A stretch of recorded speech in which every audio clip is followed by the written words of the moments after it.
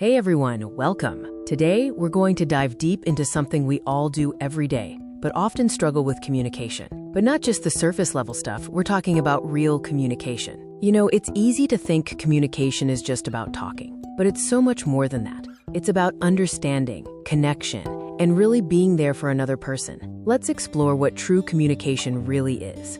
Ever had that moment where you say something you think is clear, and the other person completely misunderstands? Or when you try to explain how you feel and it just comes out wrong? Yeah, we've all been there. It's frustrating, right? That's because communication isn't just about the words we use. It's about how we say them, what we're feeling, and what the other person is receiving. So what are we going to do about it? Well, today, let's dig deeper. Let's explore the layers of communication and how we can really connect with the people in our lives.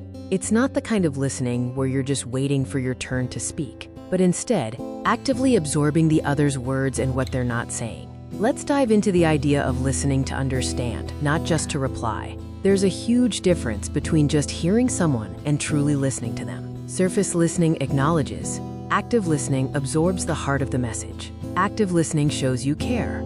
Dr. John Gottman said, "Couples who last aren't those who never fight, but those who know how to repair and reconnect after conflict." And that starts with communication rooted in emotional safety. Think about that. Emotional safety.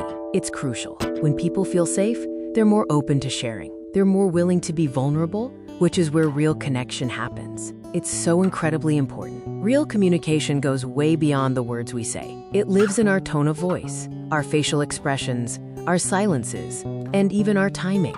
These nonverbal clues speak volumes. Our body language and how we deliver the words we say is just as important as the words themselves.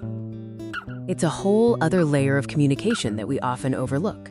Think about when someone says, "I'm fine," but their shoulders are tense and their eyes avoid yours. That's communication. Are you paying attention to that silent message? Effective communication is about being emotionally attuned.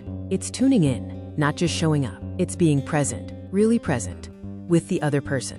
Active listening, truly hearing someone, is an act of love. It shows the other person that you care and value what they have to say. It says, you matter, your thoughts, your feelings, your story. It's safe here. Letting them know their story matters to you is all some people need to be heard.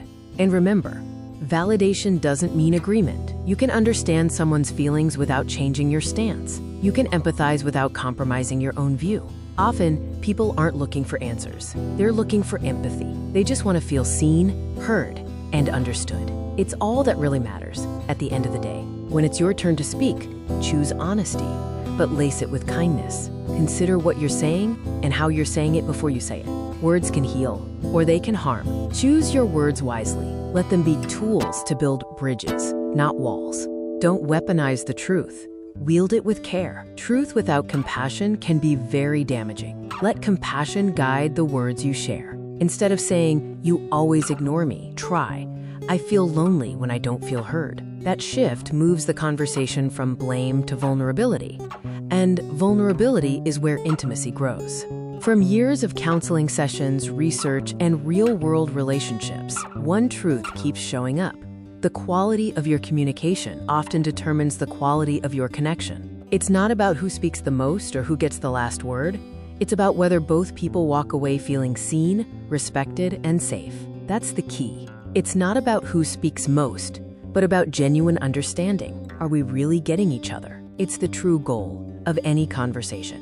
Ask more questions. Clarify what you didn't understand. Slow down if you feel triggered. Be more curious than defensive. These tips will make a huge difference. Create space not just to talk, but to be fully present with each other. It's about being there, right here, right now. Great communication isn't a checkbox. It's a daily choice, a practice, a relationship lifeline. It's something we have to actively work on every day. It's a skill, and when done right, it becomes the bridge between two very different worlds trying to move forward as one. Communication can unite us despite our differences. So let's commit to better communication. Let's transform our relationships, our lives, and maybe even the world, one conversation at a time. Let's focus on truly connecting with each other.